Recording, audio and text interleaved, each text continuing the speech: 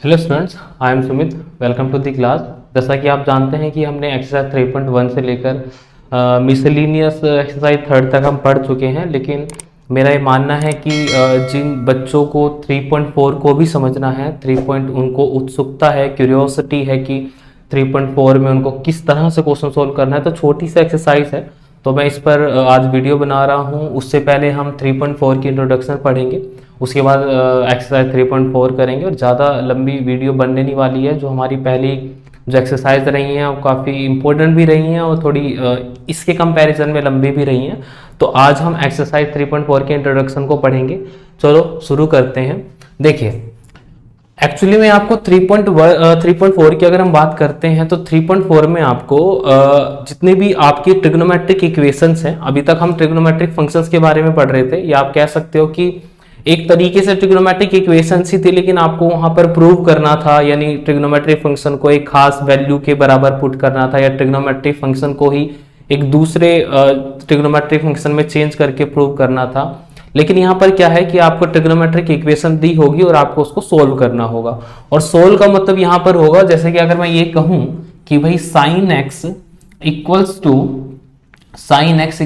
1/2, तो ये भी आपकी एक ट्रिग्नोमेट्रिक इक्वेशन हो गई। अगर मैं बोलता हूं कि sine X plus cos X equal to 1/2, तो यह भी आपकी ट्रिग्नोमेट्रिक इक्वेशन हो गई। तो हम इन क्वेश्चंस को किस तरीके से सोल्व करेंगे, किस तरीके से नहीं, फिलहाल हमें ये देखना है कि हम साइन एक्स इक्वल टू 1/2 को किस तरीके से सोल्व कर सकते हैं। या आप ये कह सकते हैं कि एक्स की किस वैल्यू पर साइन की जो वैल्यू है, एक्स की किस वैल्यू पर साइन एक्स की वैल्यू 1/2 होगी। जैसा कि हम सभी जानते हैं कि ये 1/2 आसान है। हम जानते हैं कि साइन 0 से लेकर 90 के बीच में हमें वैल्यूज याद कर रखी हैं, और इस चैप्टर में तो हमने 0 to 360 डिग्री या 0 to 2π हमने वैल्यूज को सीखा है कि साइन की वैल्यू 0 to 360 कैसे आएगी। यहाँ पर x की वैल्यू एक होता है कि हमें डायरेक्ट वैल्यू का पता है कि भाई यहाँ पर हम जानते हैं कि x की वैल्यू अगर हम π/6 रखते हैं, यानी कि 30 डिग्री रखते हैं, तो 1/2 आ जाएगा। लेकिन जब आप क्वेश्चन को सोल्व करोगे, तो जैसे ये वाला क्वेश्चन है या और भी जो क्वेश्चन आएंगे, तो उनको हम डायरेक्ट सोल्व नहीं कर सकते। उनको हमें किस तरीके से सोल्व करना है यहाँ पर हम पढ़ेंगे। तो सबसे पहले हमें यहाँ पर क्या सीखना है कि how to solve trigonometric equations. तो हमें फिलहाल यहां पर ये सीखना है कि हमें किस तरीके से सोल्व करना है, और उसके बाद फिर हमें ये जानना है कि जो हम ये सोल्व करेंगे, तो जाहिर सी बात है एक्स की वैल्यू एक एक्स की वैल्यू का सॉल्यूशन निकलेगा। तो सॉल्यूशन यहां पर दो तरीके से निकलने वाला है, ठीक है। एक है आपका प्रिंसिपल सॉल्यूशन,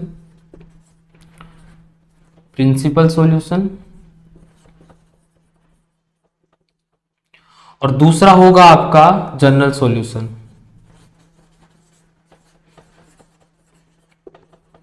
तो 1 by 1 हम इन दोनों सॉल्यूशन को पढ़ेंगे। एक्सरसाइज 3.4 में आपको ये दोनों सॉल्यूशन पूछे जाएंगे, प्रिंसिपल सॉल्यूशन और जनरल सॉल्यूशन। तो सबसे पहले हम प्रिंसिपल सॉल्यूशन की बात करेंगे।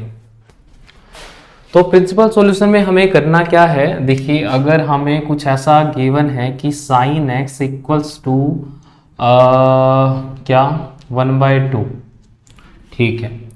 तो हम क्या जानते हैं कि साइन की वैल्यू 1/2 कहां पर होती है। अगर मैं इसको ऐसे लिख दूं कि sine X equal to sine π/6, यानी कि साइन π/6 इक्वल्स टू 1/2 होता है, ये हमको पता है। तो अगर हम कंपेयरिंग करें दोनों साइड पर, कंपेयर करते हैं बाय कंपेयरिंग बोथ साइड, तो हम यहां पर क्या देखते हैं कि x की वैल्यू हमें π/6 मिलती है। तो एक तो ये है कि आपको देखकर ही पता चल गया है कि भाई जो वैल्यू है वो π/6 होने वाली है। दूसरा, अगर हम ध्यान से समझने की कोशिश करते हैं कि जो हमारे क्वाड्रेंट होते हैं, यहां पर साइन हमें x की वैल्यू या साइन की वैल्यू पॉजिटिव मिल रही है, या साइन की वैल्यू 1/2 जो है पॉजिटिव मिल रही है।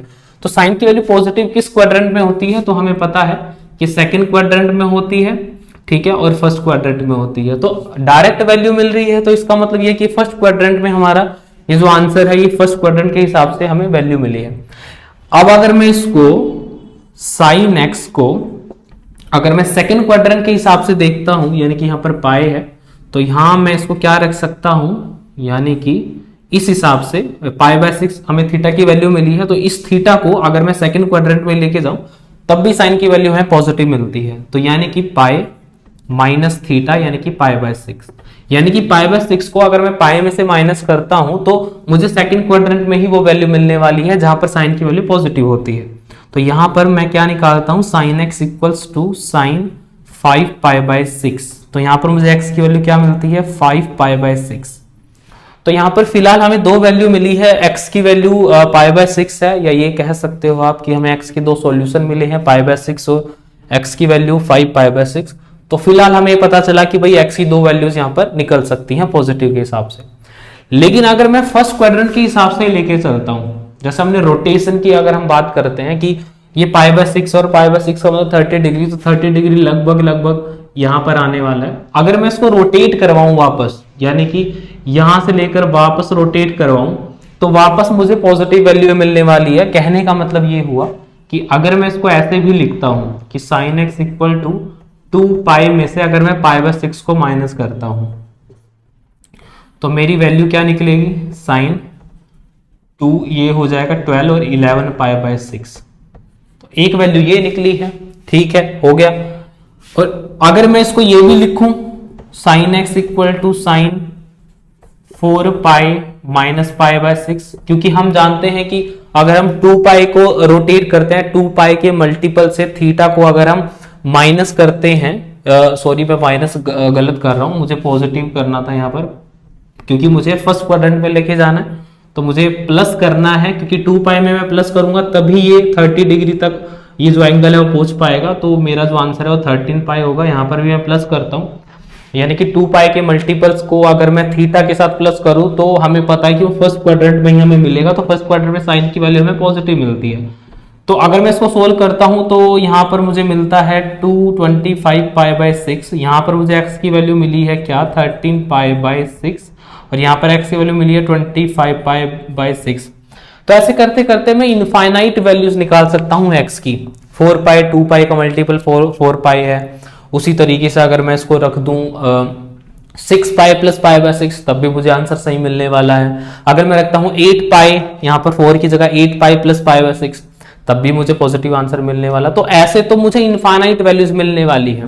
देखिए हम प्रिंसिपल सॉल्यूशन के बारे में पढ़ रहे हैं, तो प्रिंसिपल सॉल्यूशन के हिसाब से अगर मैं आपको क्लियर करूं कि प्रिंसिपल सॉल्यूशन हमारी एक जो डोमेन है प्रिंसिपल सॉल्यूशन की वो कहां से कहां तक होती है, तो आपका ये याद रखना है कि प्रिंसिपल सॉल्यूशन की जो रेंज है, यानी कि x का जो सॉल्यूशन निकलेगा वो 0 to 2π के बीच में निकलेगा, यानी कि 0 से 2π के बीच में, यानी कि 0 से 360 के बीच में जो भी x के सॉल्यूशन है या जो x की वैल्यूज हैं एक ट्रिग्नोमेट्रिक इक्वेशन में हमें वो प्रिंसिपल सॉल्यूशन देती हैं। यानी कि 0 से 360 डिग्री के बीच में जो भी ट्रिग्नोमेट्रिक इक्वेशन में x की वैल्यू निकलेगी हम उनको प्रिंसिपल सॉल्यूशन का नाम देंगे। तो ये आपको बात क्लियर हो रही होगी कि 0 से लेकर, यानी यहां पर 0 भी होता है, 0 को अगर मैं रोटेट करूं यहां से यहां तक तो मुझे 360 कंप्लीट एक रोटेशन मिलती है। तो इस बीच जो भी मुझे x की वैल्यू मिलती है, चाहे वो 2 मिलती है, जनरली हमें 2 ही मिलने वाली है, ठीक है, क्योंकि अगर आप ध्यान से भी आपने देखा हो तो कोई भी एक फंक्शन की हम बात करते हैं तो कोई भी एक फंक्शन चारों में से 2 में पॉजिटिव होता है, बाकी 2 में नेगेटिव होता है। तो हमें 2 पॉजिटिव वैल्यू या 2 हमें x के सॉल्यूशन मिलेंगे 0 से 360 के बीच में, हम उनको प्रिंसिपल सॉल्यूशन के बीच में रखेंगे। तो इस हिसाब से जो हमारी वैल्यू होगी जो कि 0 से 360 के बीच में आई है, आप देख सकते हो π/6 जो कि 30 डिग्री होता है, 5π/6 ये भी हमने पाई में से माइनस किया था। उसके अलावा क्योंकि ये पॉजिटिव हमें देखना था तो पॉजिटिव फर्स्ट और सेकंड के हिसाब से था, तो मैंने फिर ये उसके बाद फर्स्ट क्वाड्रेंट के हिसाब से वैल्यूज निकाली थी। तो उस हिसाब से ये वाली जो वैल्यूज हैं, ये वाली जो वैल्यूज हैं ये प्रिंसिपल सॉल्यूशन का पार्ट नहीं होंगी। ये जो दोनों वैल्यूज होंगी ये हमारे प्रिंसिपल सॉल्यूशन का पार्ट होंगी। तो हम ये लिख सकते हैं कि principal solutions of sin x are π/6 and 5π/6। तो आपको याद रखना है कि जब भी आपसे प्रिंसिपल सॉल्यूशन पूछा जाए तो आपको दो वैल्यूज निकालनी होंगी। अकॉर्डिंगली अब हम सीखेंगे कैसे कैसे हमें निकालनी है। तो ये हमारा फिलहाल प्रिंसिपल सॉल्यूशन है, तो ये आपका प्रिंसिपल सॉल्यूशन। तो अब हम पढ़ेंगे जनरल सॉल्यूशन के बारे में। देखिए जनरल सॉल्यूशन यहाँ पर मैंने इसको डेफिनेशन में लिख दिया है, जैसा लिखा हुआ है यहाँ पर कि जो जनरल सॉल्यूशन है एक तरह का एक्सप्रेशन है जो इन्वॉल्व करता है इन्वॉल्विंग इंटीजर्स, जो इंटीजर्स को इन्वॉल्व करता है, जिसको हम n की फॉर्म में डिनोट कर सकते हैं, which gives all solutions of a trigonometric equation. एक ऐसा एक्सप्रेशन जो ट्रिग्नोमेट्रिक इक्वेशन के सभी सॉल्यूशंस को रिप्रेजेंट कर रहा है या सभी सॉल्यूशन को दिखाने की कोशिश करता है, उसको हम कहते हैं जनरल सॉल्यूशन। तो जनरल सॉल्यूशन, जाहिर सी बात है, हमने एक्सप्रेशन की बात की है यहाँ पर, एक्सप्रेशन, तो जनरल सॉल्यूशन को हम एक्सप्रेशन में रखेंगे। जब मैंने वीडियो की शुरुआत की थी तो आपको मैंने बताया था कि किस तरीके से हम इनफाइनाइट सॉल्यूशंस को निकाल सकते हैं। तो उन इनफाइनाइट सॉल्यूशंस को बताने के लिए हम जो इक्वेशंस या जो हम एक्सप्रेशंस को यूज करते हैं, हम उन सॉल्यूशंस को जनरल सॉल्यूशन बोलते हैं। या आप ये कह सकते हो कि हमने प्रिंसिपल सॉल्यूशन पढ़ा कि जो 0 से 360 की डिग्री के बीच में होगा, 0 to 2 पाई के बीच में होगा, उनको हम प्रिंसिपल सॉल्यूशन बोलते हैं।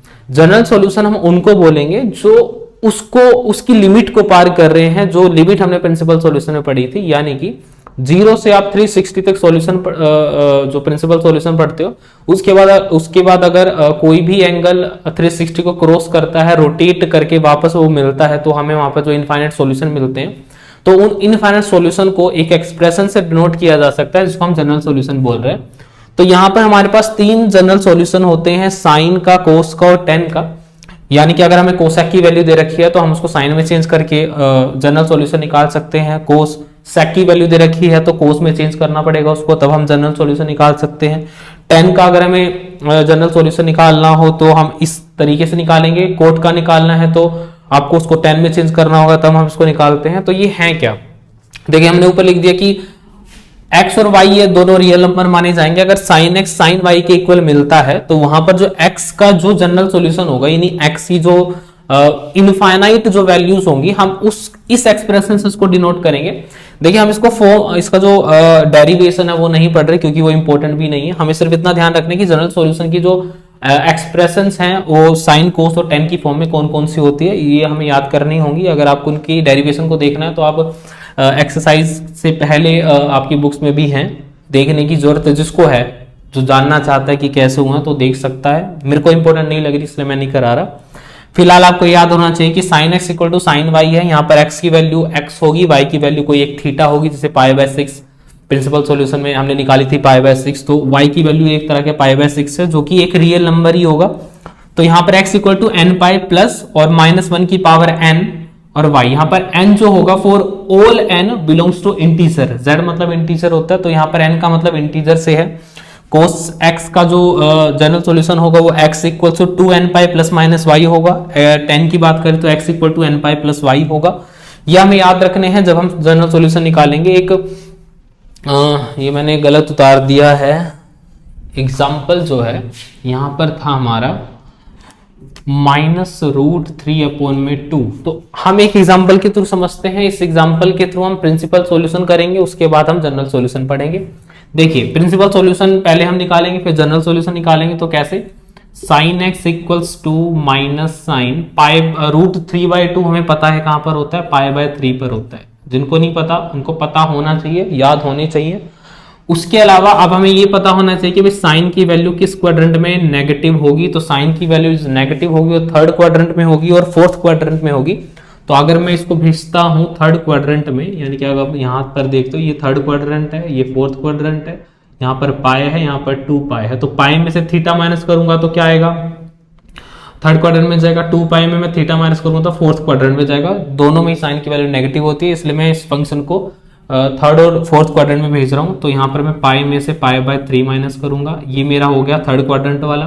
फोर्थ वाला अगर मैं करता हूं तो क्या आएगा, 2 पाई माइनस π/3। तो ये फोर्थ क्वाड्रेंट के हिसाब से हो गया। तो साइन एक्स इक्वल्स टू हमें क्या मिलता है, साइन 2 पाई/3 और साइन 6, तो 5 पाई/6। ठीक है, अपॉन में 3। तो यहाँ पर x की वैल्यू में 2 मिलती है, 2 पाई अपॉन में 3 और 5 पाई अपॉन में 3, जो कि हमारे हैं प्रिंसिपल सॉल्यूशंस। तो हमारे दो प्रिंसिपल सॉल्यूशन हैं। अगर अब हमें इनको रखना है जनरल सॉल्यूशन में, तो हमें पता है ये जनरल सॉल्यूशन का एक एक्सप्रेशन है। तो जनरल सॉल्यूशन अगर हमें निकालना है तो प्रिंसिपल सॉल्यूशन के नेक्स्ट बाद आप इसको लिख सकते हो x equal to n pi n की जगह n ही आएगा, प्लस -1 की पावर n। और हमने पढ़ा था कि y का मतलब क्या है, जो यहाँ पर थीटा होगा, जैसे साइन यहाँ पर 2 पाई बाय 3 है, 5 पाई बाय 3 है, तो यहाँ पर मैं 2 पाई बाय 3 रख सकता हूँ। आप किसी भी एक थीटा को यहाँ पर रख सकते हो।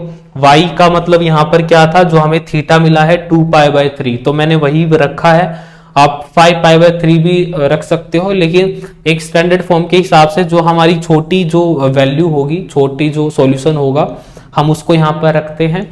अदरवाइज बड़े रखने पे भी ऐसा नहीं है कि गलत माना जाएगा, लेकिन स्टैंडर्ड फॉर्म के हिसाब से आपको छोटी वैल्यू रखनी है। ये आपका हो गया जनरल सॉल्यूशन। तो आपको सिर्फ इतना करना था, यानी अगर आपने प्रिंसिपल सॉल्यूशन तक सीख लिया है, क्योंकि वो आपको सीखना ही था, क्योंकि आपको दो वैल्यूज निकालनी आनी चाहिए, नेगेटिव का साइन हटाना है, फिर आपको क्वाड्रेंट्स में भेजना है नेगेटिव या पॉजिटिव के हिसाब से। जो आंसर मिलेगा आपको प्रिंसिपल सॉल्यूशन मिलेगा, उसके नेक्स्ट बाद आपको एक एक्सप्रेशन लिखनी है जो इनफाइनाइट सॉल्यूशंस को रिप्रेजेंट करती है, जो कि जनरल सॉल्यूशन कहलाती है। तो ये था आपका जनरल सॉल्यूशन। इनको अब हम डायरेक्ट एक्सरसाइज में पढ़ेंगे। मेरे ख्याल से ये 2-3 जो मैंने एग्जांपल समझाए हैं वो आपको थोड़ा क्लियर हुए होंगे कि हम प्रिंसिपल सॉल्यूशन और जनरल सॉल्यूशन कैसे निकालते हैं। वीडियो को ज़्यादा लंबा ना करते हुए हम अब एक्सरसाइज पढ़ेंगे। तो मेरे पास ये एक एग्जांपल है, मुझे लगा कि आपको मुझे बताना चाहिए, क्योंकि शायद एक्सरसाइज में इस तरह का आपको कोई क्वेश्चन ना मिले, और आप अगर इस तरह के क्वेश्चन को फेस करते हैं तो आपको समझ में आना चाहिए कि आपको करना क्या है। देखिए, कंसेप्ट्स तो आपको क्लियर रहने ही चाहिए। जो भी हमने ट्रिग्नोमेट्रिक फंक्शन के कंसेप्ट्स को पढ़ा है, एक्सरसाइज 3.1 से लेकर 3.3 तक जितने भी कंसेप्ट्स हैं आपको अगर क्लियर हैं तो शायद इस चीज़ को आपको समझने में प्रॉब्लम नहीं होगी। देखिए, अभी हम सॉल्यूशंस सीख रहे हैं, यानी आपको ट्रिग्नोमेट्रिक इक्वेशन के सॉल्यूशन निकालने हैं। तो फिलहाल हमने यही सीखा है कि लेफ्ट हैंड लिमिट और राइट हैंड लिमिट में अगर ट्रिग्नोमेट्रिक फंक्शन सेम होगा तो वहां पर हम सॉल्यूशन निकाल पाएंगे। तो यहाँ पर आपको tan दे रखा है, यहाँ पर कोट दे रखा है। तो यहाँ पर समझने वाली बात यह है कि हमें माइनस कोट दे रखा है, तो माइनस कोट नेगेटिव कहाँ हो सकता है, या तो सेकंड क्वाड्रेंट में हो सकता है या फोर्थ क्वाड्रेंट में हो सकता है। तो इसको मैं अगर मैं चेंज करना चाहूं, यानी कि कोट को मैं 10 में चेंज करना चाहूं, तो मुझे यहां पर π/2 और 3π/2 को लेना होगा। जैसे मैंने आपको मना किया था कि आपको π/2 और 3π/2 नहीं लेना, मैंने इसलिए मना किया था कि आपको वो क्वेश्चंस में ऑलरेडी लेफ्ट हैंड लिमिट और राइट हैंड लिमिट में ना सेम ट्रिग्नोमेट्रिक फंक्शंस गिवन होते हैं, यहां पर आपको नहीं है। तो जहां पर आपको इक्वल गिवन नहीं है, उनके अपोजिट्स गिवन है या चेंजिंग फंक्शन उनको अगर आपको दे रखे हैं जैसे यहां पर है, तो आप फिर π/2 या 3π/2 को ले सकते हो। थोड़ा हमारे लिए आसान होगा π/2 को लेना, यानी कि अगर मैं π/2 में कोई थीटा को ऐड करता हूं तो मुझे वो सेकंड क्वाड्रेंट में मूव कराएगा, यानी कि ट्रिग्नोमेट्रिक फंक्शन को मुझे तो क्या कराएगा। तो अब यहां पर आप ये देख सकते हैं कि कोट माइनस कोट थीटा, मैं इसको थीटा मान के चल रहा हूं क्योंकि हमें थीटा की फॉर्म में दे रखा है। तो अगर माइनस कोट थीटा, अगर मुझे उसको पॉजिटिव लिखना है तो मैं उसको कैसे लिखूंगा, tan 2x इक्वल्स टू, इसको मैं लिखूंगा 10, मैंने चेंज कर दिया क्योंकि मैंने लिया π/2 पर फंक्शन चेंज होता है, मैंने इसको प्लस किया, और x प्लस π/3, क्योंकि मैं π/2 में कोई थीटा ऐड करता हूं तभी वो सेकंड क्वाड्रेंट में जाएगा। तो सेकंड क्वाड्रेंट के हिसाब से अगर मैं इसको भी चेंज करना चाहूं, यानी कि अगर मैं एग्जांपल समझाऊं कि 10 π/2 प्लस थीटा क्या होता है, हमें पता है कि π/2 पर वैल्यू बदलती है।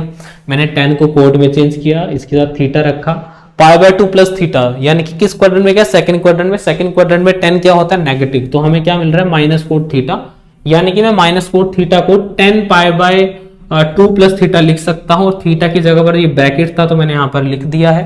तो शायद ये चीज आपको समझ में आई होगी, क्योंकि हमने ये चीज पढ़ रखी है, इसलिए जिन्होंने पिछले एक्सरसाइज पढ़ रखी है वो चीज आसानी से इसको समझा होगा। तो यहाँ पर tan 2x, इसको मैं क्या लिख सकता हूं, 10, यहां पर अगर मैं ब्रैकेट को ओपन करता हूं तो π/2 प्लस π/3 प्लस x ये मिलता है। तो tan 2x इक्वल्स टू, अगर मैं इसको सोल्व करता हूं तो मुझे एलसीएम 6 मिलता है, 3 आएगा, 2 आ जाएगा, तो 5 पाई बाई 6 प्लस में एक्स। तो ये मुझे यहाँ पर मिला। और अगर मैं प्रिंसिपल सॉल्यूशन निकाल रहा हूँ तो मैं इसको क्या रख सकता हूँ, 2x equals to 5 pi by 6 plus में एक्स। ठीक है, फर्स्ट क्वाड्रेंट के हिसाब से है, हमें पता है कि 10 की वैल्यू पॉजिटिव फर्स्ट क्वाड्रेंट में होती है, तो मैंने उसको उस हिसाब से रखा। तो फिलहाल हम इसको ऐसे ही करेंगे। ठीक है, तो x की वैल्यू यहाँ पर 2x, ये x यहाँ पर आएगा, तो 5 पाई बाय 6, तो मुझे x की वैल्यू क्या मिलती है, 5 पाई बाय 6। ये हमारा प्रिंसिपल सॉल्यूशन है, इसको मैं जनरल सॉल्यूशन में चेंज करता हूं, तो मैं क्या लिख सकता हूं, x equal to n pi plus minus, तो मैं इसको जनरल सॉल्यूशन में क्या लिख सकता हूं, x equal to n pi plus y मतलब कि जो थीटा की वैल्यू मुझे मिली है 5 पाई बाय 6, और यहां पर ये लिख सकते हो कि, तो ये आपका हो गया जनरल सॉल्यूशन। ठीक है, ये आपका है प्रिंसिपल सॉल्यूशन। तो आपको इस तरीके से इस तरह के क्वेश्चन को सोल्व करना है। अब हम एक्सरसाइज 3.4 पे चलते हैं, उन क्वेश्चंस को सोल्व करते हैं और थोड़ा और अपने माइंड की और क्लैरिटी लेके आते हैं क्वेश्चन के अंदर। तो ये थे आपकी जनरल सॉल्यूशन और प्रिंसिपल सॉल्यूशन।